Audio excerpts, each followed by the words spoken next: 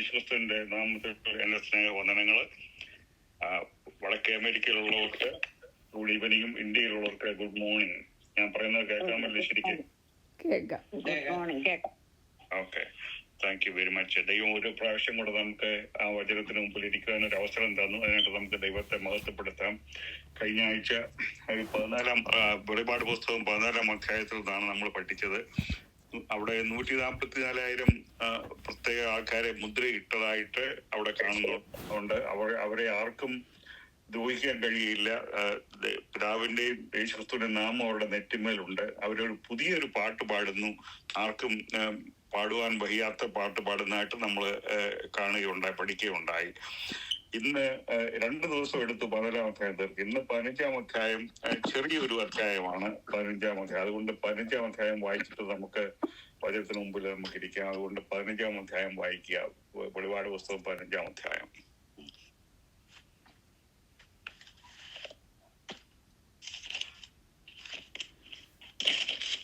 ഞാൻ വലുതും അത്ഭുതവുമായ മറ്റൊരു അടയാളം സ്വർഗത്തിൽ കണ്ടു. ഒടുക്കത്തെ 7 ബാധയുള്ള 7 ദൂതന്മാരെ തന്നെ.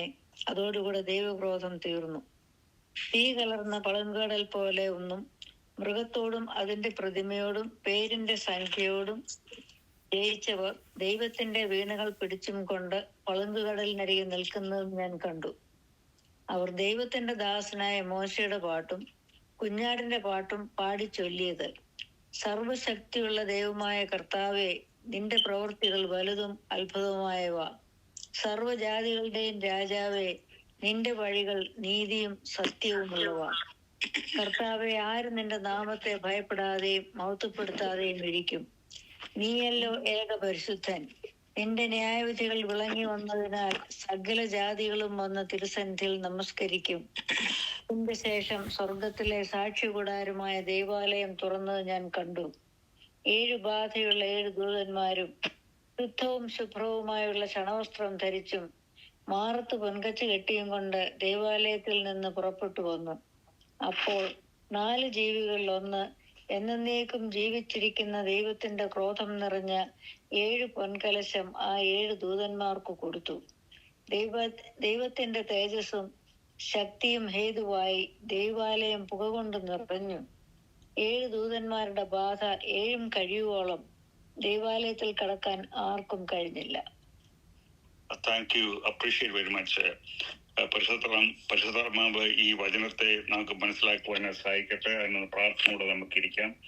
ഇന്ന് ലോകത്തിലേക്ക് നോക്കിയ കഴിഞ്ഞ ആഴ്ച ഞാൻ പ്രസ്താവിച്ചതുപോലെ ലോകം വല്ലാത്ത ഒരു വഴിത്തിരിവിലേക്ക് ഇപ്പോൾ തിരിഞ്ഞിരിക്കുകയാണ്. 2 ആഴ്ചക്ക് മുമ്പ് കഴിഞ്ഞ ആഴ്ച ഞാൻ പ്രസ്താവിച്ചതുപോലെ അമേരിക്ക ഇറാന്റെ 3 ആണവ കേന്ദ്രങ്ങൾ തകർത്തു.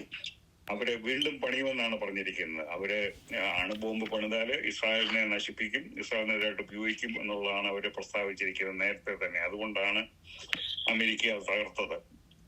മധ്യപൂർവ്വദേശത്ത് വലിയ വ്യത്യാസങ്ങൾ വന്നുകൊണ്ടിരിക്കുകയാണ്. അതുകൊണ്ട് ഞാൻ ഇതിൽ വെളിപാട് പുസ്തകം പഠിക്കുമ്പോൾ മനസ്സിലാകുന്ന അന്ത്യകാലത്തിന്റെ ആ സംഭവങ്ങളുടെ ഒരു ആരംഭമാണ് ഇതെല്ലാം കാണുന്നത്. നമ്മുടെ ജീവിതകാലത്ത് നടക്കണമെന്നില്ല, എന്നാൽ നമ്മുടെ മക്കളുടെയോ കൊച്ചുമക്കളുടെയോ കാലത്ത് തീർച്ചയായിട്ടും കർത്താവായ യേശുക്രിസ്തു വരികയും ഈ ലോകം ഇന്നത്തെ നിലയിൽ നിന്ന് മാറ്റപ്പെടുകയും ചെയ്യുന്നുള്ളത് യാതൊരു സംശയവുമില്ല. ഇന്നത്തെ ചരിത്ര സംഭവങ്ങളെല്ലാം, ലോകത്ത് നടക്കുന്ന സംഭവങ്ങളെല്ലാം പണ്ടില്ലാത്ത വിധത്തിലാണ് കാര്യങ്ങൾ ഇപ്പോൾ നീങ്ങിക്കൊണ്ടിരിക്കുന്നത് ഏറ്റവും. അതുകൊണ്ട് നമ്മൾ വളരെ ശ്രദ്ധയോടുകൂടി ഭയഭക്തിയോടെ ജീവിക്കേണ്ടത് ആവശ്യമാണ്. ഇവിടെ വെളിപാട് പുസ്തകം 15 അധ്യായം ചെറിയൊരു അധ്യായമാണ്. 15 അന്ത്യന്യായവിധികളുടെ ആരംഭമാണ് ഇവിടെ ഈ ഇതിൽ നിന്ന് നമ്മൾ വായിച്ചത്. 15-16 അധ്യായങ്ങളിലെ പ്രതിപാദ്യങ്ങൾ ഒന്നിച്ചു പോകുന്നവയാണ്. ഈ 2 ചാപ്റ്റേഴ്സിലെ കാര്യങ്ങൾ ഒരുമിച്ച് നടക്കുന്ന സംഭവമാണ് അവിടെ ഇരിക്കുന്നത്. ഈ 2 അധ്യായങ്ങളുടെ ഒരേ ദർശനത്തിന്റെ ഭാഗങ്ങളാണ്. ഈ 2 അധ്യായവും 8-ാം അധ്യായത്തിന്റെ അവസാന ഭാഗത്ത് പറഞ്ഞിരിക്കുന്ന 3 കഷ്ടങ്ങൾ അവസാനത്തേതായ 7 ബാധകളെ കുറിച്ചാണ്. നമ്മൾ നേരത്തെ പ്രസ്താവിച്ചതുപോലെ ഈ സംഭവങ്ങളെല്ലാം പല ക്രോണോളജിക്കലി അല്ല എഴുതിയിരിക്കുന്നത്. 5-ാം അധ്യായത്തിലെ കാര്യമുണ്ട്, 4-ാം അധ്യായത്തിലെ കാര്യമുണ്ട്, 11-ാം അധ്യായത്തിലെ കാര്യങ്ങളുണ്ട്. ഇങ്ങനെ അത് നമ്മൾ പഠിക്കുമ്പോൾ നമുക്കത് മനസ്സിലാവും. 11-ാം അധ്യായത്തിന്റെ അവസാന പാദത്തിൽ പ്രതിപാദിച്ചിരിക്കുന്ന 7-ാമത്തെ കാലമായ അന്ത്യകാലത്തെങ്കിൽ ഉണ്ടാകുന്ന ന്യായവിധിയാണ് 15-16 അധ്യായങ്ങളിൽ വിവരിച്ചിരിക്കുന്നത്. ഇപ്പൊ 16-ാം അധ്യായം ദൈവം വെച്ചാൽ നമ്മൾ വരുന്ന ആഴ്ച പഠിക്കുന്നതായിരിക്കും. ഇത് ഒരുമിച്ച് പഠിക്കേണ്ട ഒരു അധ്യായങ്ങളാണ്. 11-ാം അധ്യായത്തിൽ ദൈവത്തിന്റെ മന്ദിരം സ്വർഗത്തിൽ തുറന്നിരിക്കുന്നതായി കാണാം. അതേ മന്ദിരം 15-16 അധ്യായങ്ങളിൽ വീണ്ടും പ്രത്യക്ഷപ്പെടുന്നു. 11-ാം അധ്യായത്തിൽ സർവശക്തനായ ദൈവത്തിന്റെ മഹാന്യായവിധിയെ കുറിച്ച് മൂപ്പന്മാർ പ്രസ്താവിക്കുന്നതായി നമ്മൾ കാണുന്നുണ്ട്. ജാതികൾ കോപിച്ച് ഈ ലോകത്തെ നശിപ്പിക്കുന്നവർക്ക് നാശം വരുവാനുള്ള സമയമായി. അതിന്റെ വർണ്ണനയാണ് 15-16 അധ്യായങ്ങളിൽ നമ്മൾ കാണുന്നത്. 11-ാം അധ്യായത്തിന്റെ 15-ാം വാക്യം നിങ്ങളൊന്ന് ആരെങ്കിലും ഒന്ന് വായിച്ചാട്ടെ. ഏഴാമത്തെ ദൂതൻ ഊതിയപ്പോൾ ലോകരാജ്യത്വം നമ്മുടെ കർത്താവിനും അവന്റെ ക്രിസ്തുവിനും ആയി തീർന്നിരിക്കുന്നു. അവൻ എന്നേക്കും വാഴും എന്ന് സ്വർഗത്തിൽ ഒരു മഹാഘോഷമുണ്ടായി. Thank you very much. 7-ാമത്തെ കാലം ഊതുന്നു. അപ്പോൾ ലോകത്തിന്റെ രാജ്യത്വം യേശുക്രിസ്തു ഏറ്റെടുക്കുന്നതായിട്ട് നമ്മൾ അവിടെ വായിക്കുന്നുണ്ട്. ഈ രാജ്യത്വം സ്ഥാപിക്കുന്നതിനുള്ള അവസാന ഒരുക്കങ്ങൾ 7 ബാധകളെ കുറിച്ചുള്ള ഈ ദർശനത്തിൽ നമുക്ക് കാണാം. ഞാൻ വലുതും അത്ഭുതവുമായ മറ്റൊരു അടയാളം സ്വർഗത്തിൽ കണ്ടു. ഇവിടെ നമ്മൾ തുടക്കത്തിൽ വായിച്ച അങ്ങനെയാണ്. ഒടുക്കത്തെ 7 ബാധയുള്ള 7 ദൂതന്മാരാണെന്ന് ഇവിടെ ഒടുക്കം എന്ന വാക്കിന് കൂടുതൽ പ്രാധാന്യം ഇവിടെ നൽകുന്നുണ്ട്. മുദ്രകൾക്ക് ശേഷം കാഹളങ്ങളും, കാഹളങ്ങൾക്ക് ശേഷം ക്രോധകലശങ്ങളും, അതിനുശേഷം ഭൂമിയിലെ ദൈവീയ ന്യായവിധികൾക്ക് സമാപ്തി വരികയും ക്രിസ്തുവിന്റെ രാജ്യം വരികയുമാണ് ചെയ്യുന്നത്. ചെറിയൊരു ട്രബിൾ ഉണ്ട്. ആരുടെയോ പിന്നെ മ്യൂട്ട് ചെയ്തിട്ടുണ്ടെന്ന് തോന്നുന്നില്ല, ഇടയ്ക്ക് ശബ്ദം കേൾക്കാം. വെളിപാട് 4-ാം അധ്യായത്തിൽ ദൈവം തന്റെ വിശുദ്ധന്മാരെ സ്വർഗത്തിലേക്ക് എടുത്തപ്പോൾ വളരെ മനോഹരവും പളങ്ങിനൊത്ത ആ കർണാടി കടൽ പോലെ മനോഹരമായ സർവശക്തന്റെ സിംഹാസനം യോഹന്നാൻ അവിടെ കണ്ടു. നമ്മളത് പഠിച്ചതാണ് അന്ന്. സിംഹാസനത്തിന് ചുറ്റുമിരിക്കുന്ന മൂപ്പന്മാർ പുതിയ നിയമവിശ്വാസികളാണ്. എന്നാൽ യോഹന്നാൻ ഈ ദർശനം കാണുമ്പോൾ ഈ വിശുദ്ധന്മാർ ഈ പളങ്ങുകടലിന്റെ തീരത്ത് നിൽക്കുകയും ഈ പളങ്ങുകടൽ ജ്വലിക്കുന്ന ദീപങ്ങളും കൂടെ കൂടിയതുമായി കണ്ടു. ജ്വലിക്കുന്ന ദീപങ്ങൾ എന്ന പ്രയോഗത്തിന് ഈ വിശുദ്ധന്മാർ മഹോദ്രവകാലത്ത് നിന്നും വന്നവർ എന്ന് ആശയമാണ്. പീഡനത്തിൽ നിന്നും കൊല്ലപ്പെട്ടു വന്നവരാണ് ഈ വിശുദ്ധന്മാര്. അവർ ദൈവദാസനായ മോശയുടെയും കുഞ്ഞാടിന്റെയും ഗാനം ആലപിച്ചു. ഈ കഴിഞ്ഞ 16-ാം വർഷത്തെ നമ്മൾ 144,000 പേര് പാടുന്നതായിട്ട് നമ്മൾ അവിടെ പഠിച്ചായിരുന്നു. ഇപ്പൊ പുറപ്പാട് പുസ്തകം 15-ാം അധ്യായത്തിൽ ചെങ്കടൽ തീരത്ത് വെച്ച് ശത്രുവിൽ നിന്ന് രക്ഷപ്പെട്ട ഇസ്രായേൽ മക്കൾ മോശയോട് ചേർന്ന് ഗാനം ആലപിച്ചു. പുതിയൊരു ഗാനം അവിടെ. ശോഭയേറുന്ന തീരത്ത് മഹാപീഡന കാലത്ത് വിശുദ്ധന്മാർ അദ്രവത്വവും തേജസ്കരിക്കപ്പെട്ട ദേഹവുമായി കൂടി വരും. ആ തീരത്ത് നിന്നുകൊണ്ട് തേജസ്സേറിയ വീണ്ടെടുപ്പിന്റെയും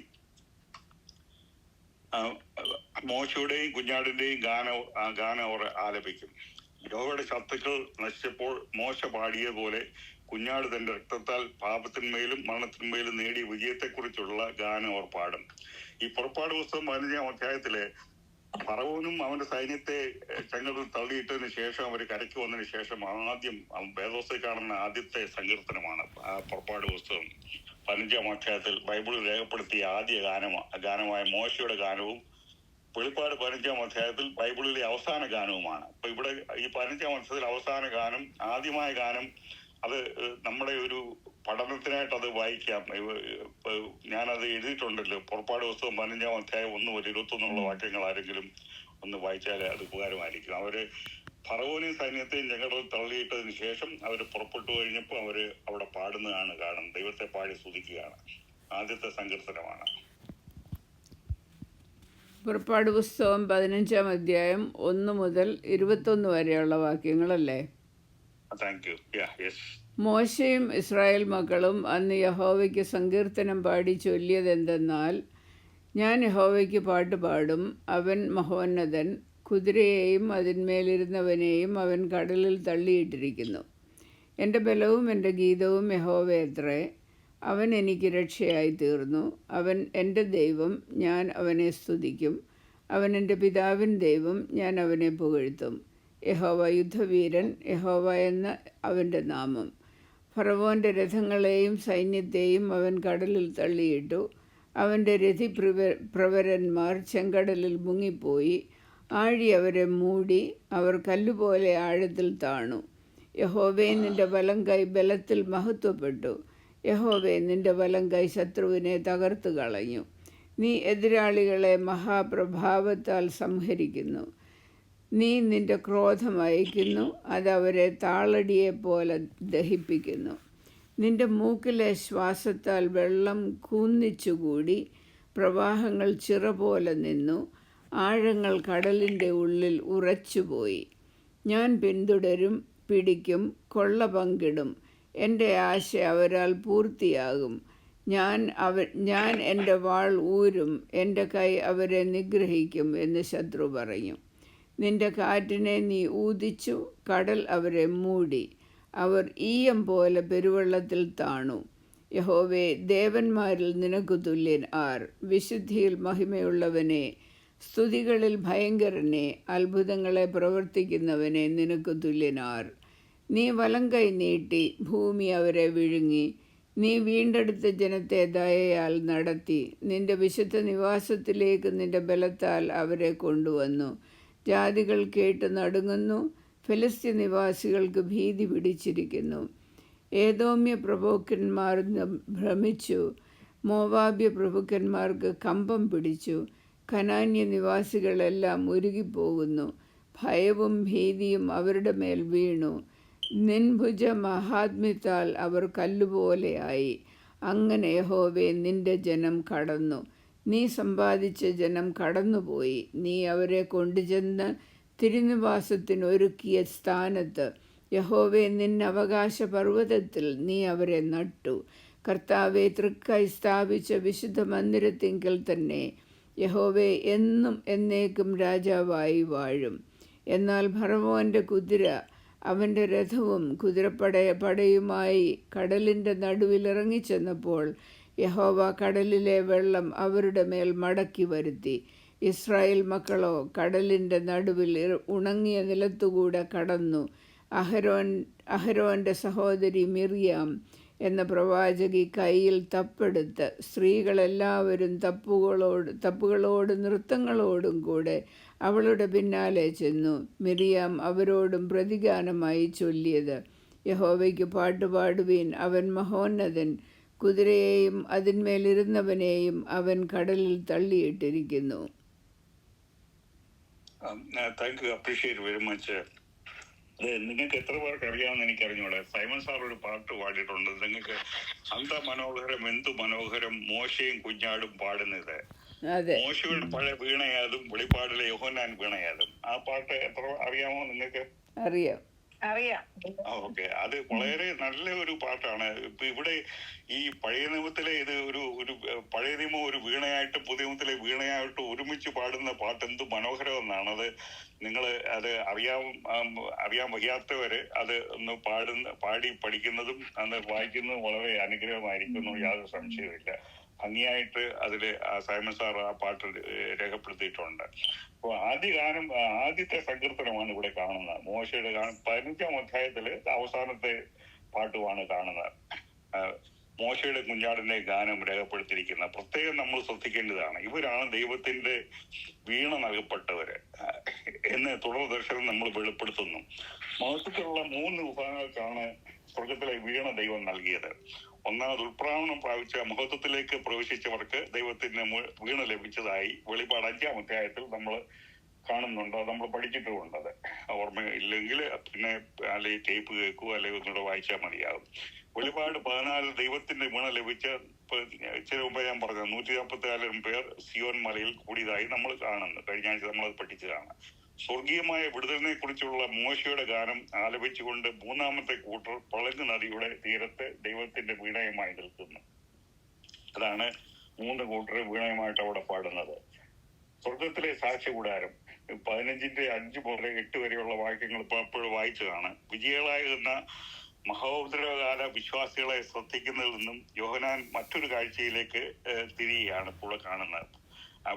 ഒരു സബ്ജക്ട് ഇച്ചിരി മാറ്റി അവിടെ എഴുതുകയാണ് യോഹന്നാൻ അവിടെ അപ്പസ്തോലൻ ചെയ്യുന്നത്. ഭൂമിയിലെ സമാഗമന കൂടാരവും ദേവാലയം മാതൃകയാക്കി ഇരിക്കുന്ന സ്വർഗീയ സമാഗമന കൂടാരത്തിന്റെ അതിവിശ്വസ്ഥലത്തേക്ക് നോക്കുവാൻ യോഹന്നാൻ ദൈവം അനുമതി നൽകി. പലർക്കും മനസ്സിലാക്കാൻ വളരെ ബുദ്ധിമുട്ടുള്ള ഒരു ആശയമാണ് ഈ സ്വർഗീയ സമാഗമന കൂടാരം. അപ്പം നിങ്ങൾക്ക് അറിയാമായിരിക്കുമല്ലോ, ഈ സമാഗമന കൂടാരവും ദേവാലയവും എല്ലാം സ്വർഗത്തിൽ തന്നെയുള്ള സമാഗമന കൂടാരവും അതിന്റെ രൂപത്തിലാണ് അവിടെ പഴയ നിയമത്തിൽ ഉണ്ടാക്കുവാനാണ് ദൈവം കൽപ്പിച്ചിരിക്കുന്നത്. ആ ദേവാലയവും സ്വർഗത്തിലുള്ള ദേവാലയത്തിന്റെ അതേ റെപ്ലിക്കയാണ് ഭൂമിയിൽ ഉണ്ടാക്കിയിരിക്കുന്നത്. സ്വർഗത്തിലുള്ളതിന്റെയാണ്.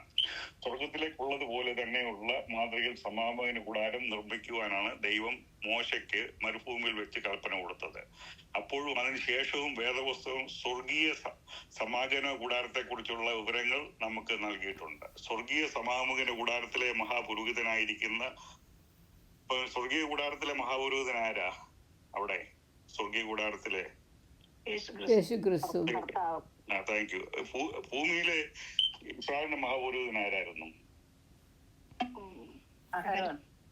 അഹരോൻ. Thank you. സോ മഹാപുരോഹിതനായിരിക്കുന്ന യേശു ക്രിസ്തുവിന്റെയും ഭൂമിയിലെ പുരോഹിതന്മാരെയും ശുശ്രൂഷകളെ കുറിച്ചുമുള്ള താരതമ്യങ്ങൾ എബ്രായ ലേഖനത്തിൽ നാം കാണുന്നുണ്ട്. എബ്രായ ലേഖനത്തിൽ പഠിക്കുമ്പോൾ ഇന്ന് സമയമില്ലാത്തതുകൊണ്ട് ഞാൻ അങ്ങോട്ട് കടക്കുന്നില്ല. എബ്രായ ലേഖനത്തിൽ അത് വളരെ വിശദീകരിച്ച് പഠിക്കാനുണ്ട്. അത് സ്വർഗീയ മന്ദിരത്തിൽ നടക്കുന്നതായ കാര്യങ്ങളെ വിശദമായി കാണിക്കുകയാണ് ഭൂമിയിലെ സമാഗമന കൂടാരത്തിലെ ആചാരങ്ങളും അനുഷ്ഠാനങ്ങളും. ഭൂമിയിലെ സാക്ഷ്യ കൂടാരം വെളിപാട് പുസ്തകം 15-ാം അധ്യായത്തിൽ പറയുന്ന കാര്യങ്ങളെ കുറിച്ച് കൂടുതലായി അറിയുന്നതിന് ഭൂമിയിലെ സമാഗമന കൂടാരത്തെ കുറിച്ച് അറിയണം. വാഗ്ദത്ത നാട്ടിലെ ആദ്യ ചില വർഷങ്ങളിലും മരുഭൂമിയിലെ 40 വർഷ പ്രയാണങ്ങളിലും യൂദന്മാർ ചുമന്നുകൊണ്ട് നടക്കുകയും വസ്ത്രങ്ങളാലും തോലുകളാലും നിർമ്മിക്കപ്പെട്ട ഒന്നാണ് സമാഗമന കൂടാരം. പിന്നീട് ഇതേ മാതൃകയിലാണ് യെരൂശലേം ദേവാലയം പണി കഴിപ്പിച്ചത്. പ്രധാനപ്പെട്ട ഒരു വ്യത്യാസം, യെരൂശലേമിൽ ദേവാലയം പണിയാൻ ഉപയോഗിച്ചിരിക്കുന്ന വസ്തുക്കൾ വ്യത്യാസമാണ്.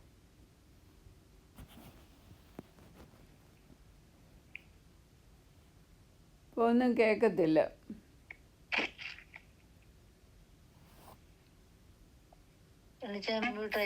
സണ്ണി പറയുന്ന ഒന്നും കേൾക്കുന്നില്ല.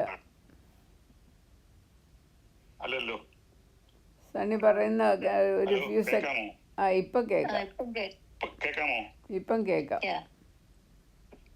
എനിക്ക് കേൾക്കത്തില്ലല്ലോ. ഓക്കെ, ഞങ്ങൾക്ക് കേൾക്കാം ഇപ്പം. സെക്കൻഡ്. ഹലോ, കേൾക്കാം. ഞാൻ പറയുന്നത് ഇടയ്ക്ക് ഇതിന്റെ സ്പീക്കർ പോയതാണെന്ന് തോന്നുന്നു. ഞാൻ പറയുന്നത് ഇപ്പം കേൾക്കാമല്ലോ അല്ലേ? കേൾക്കാം. അപ്പൊ നിങ്ങൾ പറയുന്നത് എനിക്ക് ഇടയ്ക്ക് കേൾക്കത്തില്ലായിരുന്നു. ഇപ്പം കേൾക്കാം. സമാഗമന കൂടാരത്തിന് ചുറ്റിലുള്ള പ്രകാശം മതിൽ ഒരു വാതിൽ മാത്രമേ ഉണ്ടായിരുന്നുള്ളൂ. നമുക്ക് ഇതിനെല്ലാം ഓരോ അർത്ഥമുണ്ട്. എല്ലാ ഈ ഓരോ ഇൻസ്ട്രുമെന്റിനും ഒരു വാതിൽ എന്ന് പറഞ്ഞാൽ ദൈവത്തിലേക്ക് ഒരു വഴി മാത്രമേ ഉള്ളൂ എന്ന് ഇത് സൂചിപ്പിക്കുന്നു. യാഗത്തിനായി ഉപയോഗിച്ചിരുന്ന താമ്ര യാഗപീഠം വാതിലിന് മുമ്പിൽ ചതുരാകൃതിയിൽ നിർമ്മിച്ചിരുന്നു. ആ യാഗപീഠത്തിൽ അർപ്പിക്കപ്പെടുന്ന മൃഗം യാഗാർപ്പകന്റെ പാപത്തെ വഹിക്കുമായിരുന്നു. പാപപരിഹാരത്തിനായുള്ള യാഗമാണ് ഒരാളെ പാപത്തിന്റെ ശിക്ഷയിൽ നിന്ന് മോചിപ്പിക്കുന്നത്. സമാഗമന കൂടാരത്തിൽ ഒരു തങ്ക നിലവിളക്ക് മാത്രമേ ഉള്ളൂ. ഈ വിളക്കിന്റെ വെളിച്ചത്തിലാണ് പുരോഹിതൻ എല്ലാ ശുശ്രൂഷയും കൂടാരത്തിൽ നിർവഹിച്ചിരുന്നത്. ഇത് സൂചിപ്പിക്കുന്ന ദൈവത്തിന് മാത്രമേ ദൈവവചനത്തെ കുറിച്ചുള്ള പ്രകാശനം നൽകുവാൻ സാധിക്കുകയുള്ളൂ എന്നാണ് സത്യമാണ്. ഞാൻ ഇടയ്ക്ക് ചോദിച്ചോട്ടെ, നിങ്ങൾ ഈ സമാഗമന കൂടാരത്തെ കുറിച്ച് പഠിച്ചിട്ടുണ്ടോ, അത് വായിച്ചിട്ടുണ്ടോ, ഫെമിലിയർ ആണോ? സൺഡേ സ്കൂളിലൊക്കെ പണ്ട് പഠിച്ചിട്ടുണ്ടല്ലേ? സൺഡേ സ്കൂളിലൊക്കെ പഠിപ്പിക്കുമായിരുന്നു. പിന്നെ ബൈബിൾ ക്ലാസ്സിനൊക്കെ ഈ ചിലരെ അതിന്റെ സ്പെഷ്യലിസ്റ്റാ, അത് പഠിപ്പിക്കുമായിരുന്നു. അത് പഠിക്കുമ്പോൾ വളരെ പുതിയ നിയമ സത്യങ്ങൾ നിഴലായിട്ടാണ് അത് കാണുന്നതില്ല, പൊരുളാണ് പുതിയ സത്യത്തിന്റെ. അത് പഠിക്കുമ്പോൾ അത് ഒരു പസിൽ പോലെ നമുക്ക് നല്ല അത്ഭുതമായിട്ട് തോന്നും. പ്രകാരത്തിൽ പുരോഹിതൻ നിരന്തരമായി ധൂപവർഗ്ഗങ്ങൾ കാണിച്ചിരുന്ന ധൂപപീഠവും ഉണ്ടായിരുന്നു. ധൂപവർഗം മനുഷ്യരുടെ പ്രാർത്ഥനയുടെ പ്രതീകമായി നിലകൊള്ളും. അപ്പം അന്ന് ധൂപവർഗത്തിന് പകരം നമ്മളിപ്പം പ്രാർത്ഥിക്കുന്നതാണ്. സൗരഭ്യ വാസനയും പുകയും അതിവിശുദ്ധ സ്ഥലത്ത് നിറഞ്ഞു നിൽക്കുന്നത് വിശ്വാസിയുടെ പ്രാർത്ഥന എപ്പോഴും ദൈവസ്ഥാനത്തിൽ സൗരഭ്യ വാസനയാൽ നിലനിൽക്കുന്നു എന്നതിനെ കാണിക്കുന്നു. അപ്പം നമ്മുടെ പ്രാർത്ഥനയും ഇതെല്ലാം ഇതിന് തീർച്ചയായിട്ടും അതിന് ദൈവസന്നിധിയില് പ്രയോജനമുണ്ട്. അവിടെ അത് ഒരിക്കലും ഒന്നും നഷ്ടപ്പെടുകയില്ല. നമ്മൾ യഥാർത്ഥ പ്രാർത്ഥിക്കുന്നതിന് ദൈവം ശ്രമിക്കും. ചിലപ്പോൾ നമ്മൾ ഉദ്ദേശിക്കുന്ന രീതിയിൽ ഉത്തരം കിട്ടിയെന്ന് വരികയില്ല. പക്ഷേ ഉത്തരം കിട്ടും, നമുക്ക് വേറെ വിധത്തിലായിരിക്കും. ദൈവത്തിന്റെ ഹിതമനുസരിച്ച് മാത്രമായിരിക്കും നമുക്ക് പ്രാർത്ഥനയ്ക്ക് മറുപടി ലഭിക്കുന്നത്. യഹൂദർക്ക് മാത്രമാണ് ഈ പദവി ലഭിച്ചത്. സാക്ഷ്യകൂടാരത്തിലെ ഉപകരണങ്ങളിൽ പ്രധാനപ്പെട്ടതായിരുന്നു പട്ടയത്തിന് മീതെയുള്ള തങ്കം കൊണ്ടുള്ള കൃപാസനം.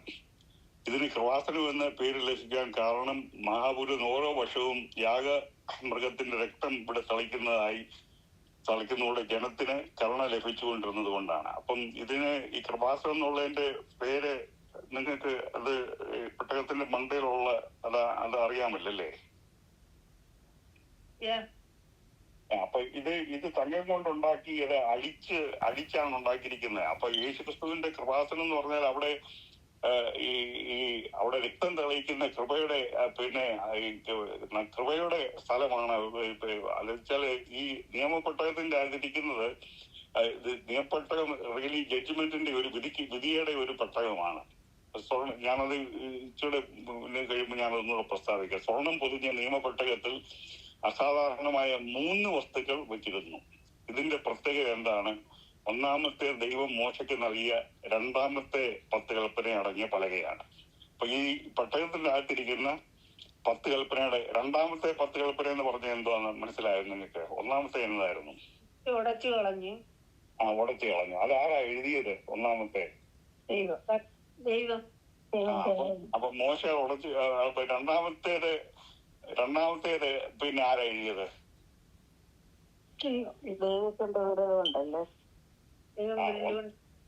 ഒന്നാമത്തേത് ദൈവമാ എഴുതിയത്. പക്ഷെ മോശ എഴുതിയോ? പിന്നെ രണ്ടാമത്തേത് മോശയെ കൊണ്ടാണ് എഴുതിച്ചത്.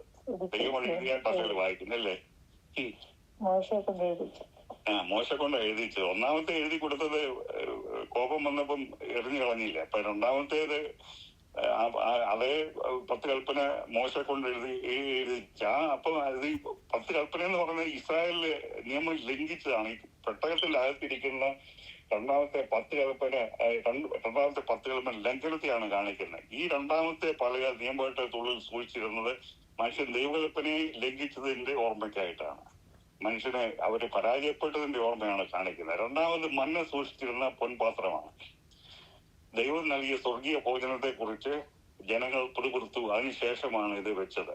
അപ്പൊ നമുക്കറിയാം എപ്പോഴും ഇവർക്ക് മന്ന തിന്ന് സ്വർഗത്തിലെ ദൂതന്മാരുടെ ഭക്ഷണമാണെന്ന് അവരുടെ സങ്കീർത്തനത്തിൽ പറയുന്നുണ്ട്.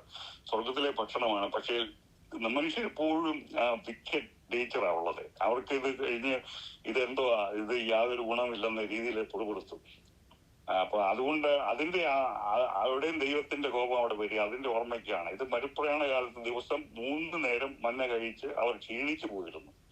മനുഷ്യന്റെ ദൈനംദിന ആവശ്യങ്ങൾക്കുള്ള ദൈവത്തിന്റെ ദാനത്തെ മനുഷ്യൻ തിരസ്കരിച്ചതിന്റെ ഓർമ്മയായിട്ടിത്. അപ്പൊ നമ്മുടെ ആവശ്യങ്ങൾ നിറവേറുമ്പോൾ ചിലപ്പം നമ്മുടെ ആ സാന്ത്വനത്തിൽ സെൽഫിഷ്നെസ്സിൽ നിന്ന് ഇത് പോരാ, ഇത് വേറെ വെറൈറ്റി വേണം എന്നുള്ള ആ ഒരു ആഗ്രഹത്തിലാണ് പ്രകൃതം. അതുകൊണ്ട് തന്നെ അതാണ് രണ്ടാമത്തെ അവിടെ പെട്ടകത്തിനകത്തിരിക്കുന്നത്. മൂന്നാമത്തേത് അഹരോന്റെ തളിർത്ത പടിയാണ്. മോശയുടെയും അഹരോന്റെയും നേതൃത്വത്തിനെതിരെ ഒരു വിഭാഗം എഴുന്നേറ്റതിന്റെ പശ്ചാത്തലത്തിലാണ് ഈ നേതൃത്വത്തെ സൂചിപ്പിക്കുന്ന വടിയും കോലും സമാഗമന കൂടാരത്തിന് മുമ്പിൽ വെക്കുവാൻ ദൈവം കൽപ്പിച്ചത്. അപ്പം അവിടെ ഈ വടിയുടെ ഇതിന്റെ ബാക്ക്ഗ്രൗണ്ട് നിങ്ങൾക്ക് അറിയാമോ? അഹരോന്റെ വടിയുടെ കാര്യം, സ്റ്റാഫ് ദണ്ഡിന്റെ കാര്യം, അതിന്റെ ചരിത്രം നിങ്ങൾക്ക് ഓർമ്മയുണ്ടോ? മത്സരിച്ചപ്പോഴ് പറഞ്ഞിട്ടുണ്ടല്ലോ.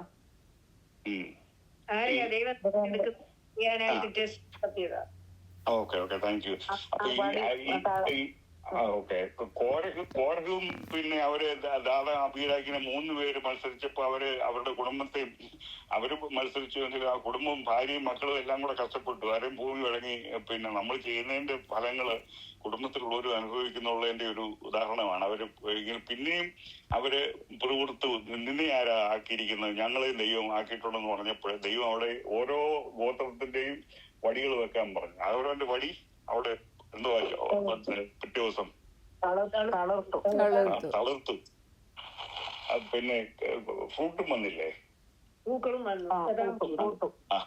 വന്നു. അന്നേരം അവിടെ ഈ മത്സരത്തിന്റെ ഇതാണ്. പിന്നെ അപ്പം ഇതിന്റെ ഈ തിരച്ചിലിന്റെ പ്രതീകമായ അഹരോന്റെ തളർത്ത വടി നിയമപ്പെട്ടകത്തിൽ വെക്കുവാൻ ദൈവം പിന്നെ നിർദ്ദേശിച്ചു. ദൈവത്തെ പരിപൂർണമായിട്ട് തിരസ്കരിച്ചതിന്റെ ഒരു അടയാളമായത് ഈ 3 വസ്തുക്കൾ. പക്ഷെ ഇതിന്റെ ഈ തിരസ്കരിച്ച അപ്പം ഇതിന്റെ മണ്ടയില് പിന്നെ ഇത് ആരാ ഇരിക്കുന്നത്? അത് ഓർമ്മയുണ്ടോ?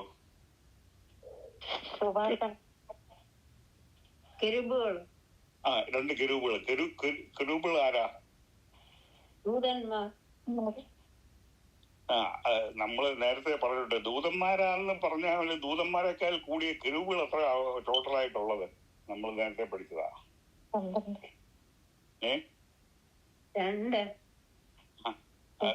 ടോട്ടല് 4 കെരൂബുകളല്ലേ പറഞ്ഞിരിക്കുന്നത്. നമ്മൾ വെളിപാട് പുസ്തകത്തിൽ പഠിക്കുകയാണല്ലോ അത്. നേരത്തെ അധ്യായത്തിൽ 4 കെരൂബുകൾ. പിന്നെ വേറെ ഒരു പാർട്ടിയുടെ ഉണ്ടായിരുന്നു. ആ പാർട്ടി ആരാ? സറാഫി കെരൂബുകളുണ്ട്. കെരൂബുകൾ 4 പിന്നെ വേറൊരാളുണ്ടല്ലോ, സാത്താൻ. Thank you.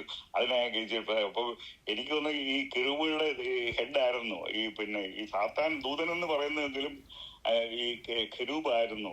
അപ്പൊ ഈ കെരൂബ് പ്രത്യേക ഇതാ. അപ്പം കെരൂബ് എന്ന് പറഞ്ഞാല് ഇപ്പൊ ഇവിടെ അമേരിക്കയിലെ പിന്നെ ലോ എൻഫോഴ്സ്മെന്റ് ഓഫീസർ ആരാ? ലോ ഇവിടെ നടപ്പാക്കുന്നത്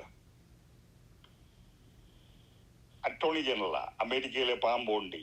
അപ്പൊ ഇന്ത്യയിലെ പിന്നെ ക്രമസമാധാനം പാലിക്കുന്ന ആരാ? അവിടുത്തെ ഏത് മന്ത്രിയാ? അല്ലല്ല, മന്ത്രി നിയമത്തിൽ ആഭ്യന്തരമന്ത്രി. Thank you. അപ്പൊ കേരളത്തിലെ പിന്നെ നിയമസഭാന് കേരളത്തിലെ ആഭ്യന്തരമന്ത്രിയല്ലേ ആ നിയമസഭാന് പാലിക്കുന്നത്. എന്ന് പറഞ്ഞ പോലെ സ്വർഗത്തിലെ ഈ ലോ എൻഫോഴ്സ്മെന്റ് ഓഫീസേഴ്സ് ആണ്. അപ്പോഴവിടെ ഈ കൃപാസനത്തിന്റെ മുന്നില് ഈ കെരൂബുകള് മുഖത്തോട് മുഖം നോക്കി നിൽക്കുമ്പം അവര് ഈ 3 വയലേഷൻസ് കാണിച്ച് നമ്മൾ കണ്ടല്ലോ. 10 കൽപ്പന ലംഘിച്ചു, മന്നയുടെ പാത്രം കൊണ്ട് തളർത്ത് വടി കാണിക്കുമ്പം അവര് കെരൂബുകൾ നോക്കുമ്പം ന്യായവിധി വന്ന് ഇസ്രായേൽ മുഴുവൻ നശിപ്പിക്കുന്ന സർവനാശം വരുത്താൻ സാധ്യതയുണ്ട്. അപ്പൊ അതിന്റെ മണ്ടയിൽ വരാതിരിക്കാനുള്ള അവര് നോക്കുമ്പോ ഏതാ കാണുന്നത്? കെരൂബ് മണ്ടയിലിരുന്ന് താഴോട്ട് നോക്കുമ്പം കൃപാസനം അല്ലേ? മേഴ്സി സീറ്റ് കൊണ്ടാണ് അടച്ചിരിക്കുന്നത്. മേഴ്സി സീറ്റ് കൊണ്ട് കൃപാസനത്തെ പിന്നെ അത് അടികൊണ്ട്. അപ്പം റോമാലേഖനത്തിൽ അവിടെ ഡാർബി ട്രാൻസ്ലേറ്റ് കർത്താവ് യേശുക്രിസ്തു മേഴ്സി സീറ്റ് ആണ് അവിടെ. പിന്നെ റോമാലേഖനം 3 ഇതാണ് 25 എനിക്ക് തോന്നുന്നു.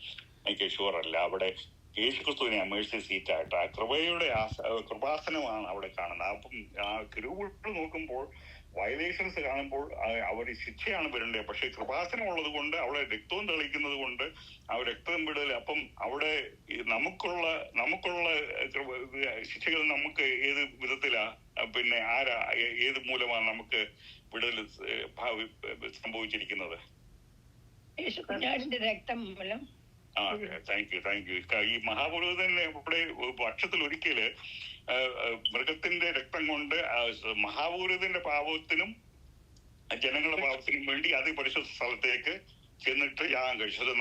നമ്മുടെ മഹാപുരോഹിതന് സ്വന്തം പാപത്തിന് വേണ്ടി മഹാപുരോഹിതൻ ദൈവമാണ്, കർത്താവ് യേശുക്രിസ്തുവാണ്. സ്വന്തം പാപത്തിന് വേണ്ടി ചെയ്യേണ്ട കാര്യമില്ല. പക്ഷെ നമ്മുടെ പാപത്തിന് വേണ്ടി, ലോകത്തിന്റെ പാപത്തിന് വേണ്ടി യേശുക്രിസ്തു അവൻ യാഗപീഠത്തിലേക്ക് അവൻ തന്നെ സ്വർഗത്തിലേക്ക് പോയി. അവൻ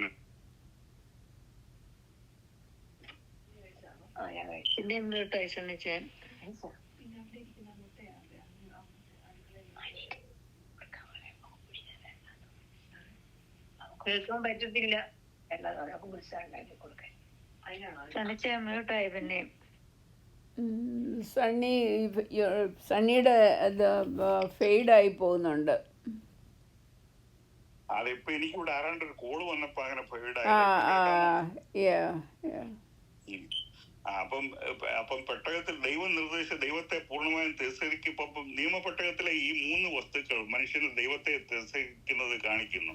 നിയമപെട്ടകത്തിലെ ഈ 3 കാര്യങ്ങൾ മനുഷ്യൻ ദൈവസന്നിധിയിൽ എന്നും കുറ്റക്കാരനാണെന്ന്, ന്യായമായി അവൻ ശിക്ഷ അർഹനാണെന്നുമാണ് അവിടെ കാണിക്കുന്നത്. അതുകൊണ്ടാണ് അവിടെ കൃപാസനം അവിടെ ഇരിക്കുന്നത്. സ്വർഗീയ കൂടാരം ഭൂമിയിൽ ഉള്ളതിൽ നിന്നും വ്യത്യസ്തമായ ഒരു സമാഗമന കൂടാരമാണ് ഇത്. അവസാനത്തെ 7 ബാധകൾ അയക്കപ്പെടുന്നത് ഈ സ്വർഗീയ കൂടാരത്തിൽ നിന്നുമാണ്. ഇത് ഒരിക്കലും ദൈവം മനുഷ്യനുമായി നിരപ്പ് പ്രാപിച്ച സ്ഥലമായിരുന്നില്ല. ദൈവം കുഞ്ഞാടിനെ നിരസിച്ചവരുടെ മേലുള്ള ന്യായവിധിയുടെ ന്യായാസനമായി കൃപാസനം മാറി. ഈ കൃപാസനം യഥാർത്ഥത്തില് പിന്നെ ഇവിടെ വെളിപാട് പുസ്തകത്തിൽ കാണുമ്പം അവിടെ ഈ കർത്താവിനെ നിരസിച്ചതിന്റെ ന്യായാസന ജഡ്ജ്മെന്റ് സീറ്റായിട്ട് അവിടെ മാറുകയാണ് ചെയ്യുന്നത്. പഴയ നിയമകാലത്ത് അവിടെ അവിടെ അവിടെ യാഗപീഠത്തിൽ അവിടെ വെച്ചിരുന്ന സാക്ഷ്യപട്ടത്തിൽ വെച്ചിരുന്ന മെഴ്സി സീറ്റിന് പകരം ഇവിടെ സ്വർഗീയ കൂടാരത്തിലെ സ്വർഗീയ ദേവാലയത്തിലെ അവിടെ അത് ന്യായാധിപം ജഡ്ജ്മെന്റ് സീറ്റായിട്ട് അവിടെ മാറുകയാണ് ചെയ്യുന്നത്. അതുകൊണ്ട് നമുക്ക് ഇത് മനസ്സിലാകേണ്ടത്, ഈ ദൈവം ഈ മഹാപഠന കാലത്തും എല്ലാം ദൈവത്തെ തിരസ്കരിക്കുമ്പം ഈ ബാധകളൊക്കെ വരുമ്പോൾ അടുത്ത അധ്യായങ്ങൾ നമുക്ക് കാണാം, ഇവര് പശ്ചാത്തപിക്കുകയല്ല, ജനങ്ങളെ എപ്പോഴും ദൈവത്തെ ദൂഷിക്കുകയാണ് ചെയ്യുന്നത്.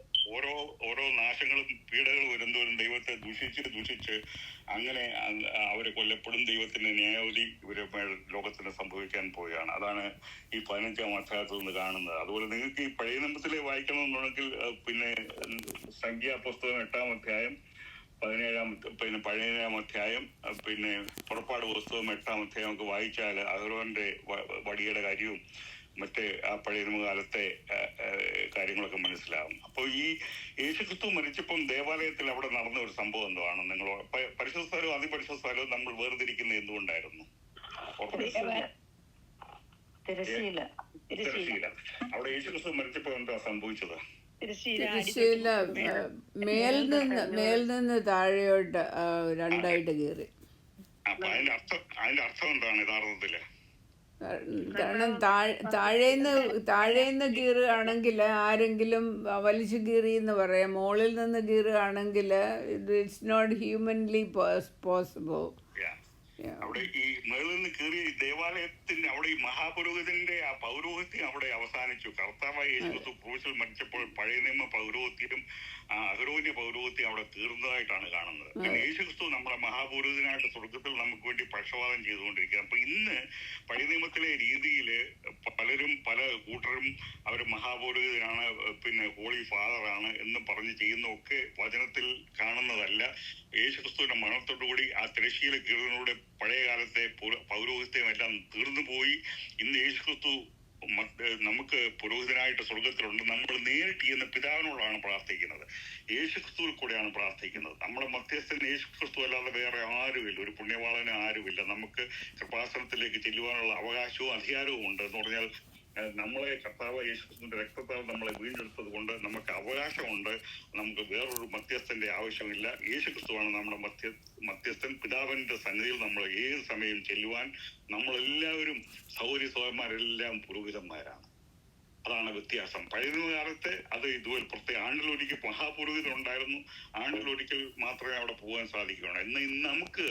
ഇന്ന് ഞായറാഴ്ച നമ്മൾ ചെല്ലുന്നതെല്ലാം സ്ത്രീകളും പുരുഷന്മാരും വിശ്വാസികളും എല്ലാവരും രാജീയ പുരോഹിത വർഗമാണ്. അതാണ് യേശുക്രിസ്തുവിന്റെ മരണത്താൽ നമുക്ക് ലഭിച്ചിരിക്കുന്നത്. ആ ഒരു ഭാഗ്യം ഓർത്ത് നമുക്ക് ദൈവത്തെ സ്തുതിക്കണം. ദൈവം നമ്മളെ അനുഗ്രഹിച്ചിട്ടുണ്ട്. പഴയ കാലത്തെ പോലെയുള്ള ആൾക്കാരല്ല നമ്മളെ പുതിയ വിശുദ്ധന്മാര്, സ്ത്രീകളും പുരുഷന്മാരും വിശ്വാസികൾ അനുഗ്രഹിക്കപ്പെട്ടവരാണ്. അതാണ് ദൈവം പ്രദാനം ചെയ്തിരിക്കുന്നത്. അതാണ് എനിക്ക് പറയാനുള്ളത്. ദൈവം നമ്മളെ അനുഗ്രഹിക്കട്ടെ. എന്തെങ്കിലും ഇനി സമയമില്ല, നിർത്തട്ടെ അതോ? ഇനിയും 1 മണിക്കൂറിൽ കുറവേ ഉള്ളൂ പ്രാർത്ഥിക്കാനായിട്ട്. അതുകൊണ്ട് നമുക്ക് താങ്ക് യു വെരി മച്ച്. ദൈവം എല്ലാവരെയും അനുഗ്രഹിക്കട്ടെ. Thank you very much. Sure. Okay.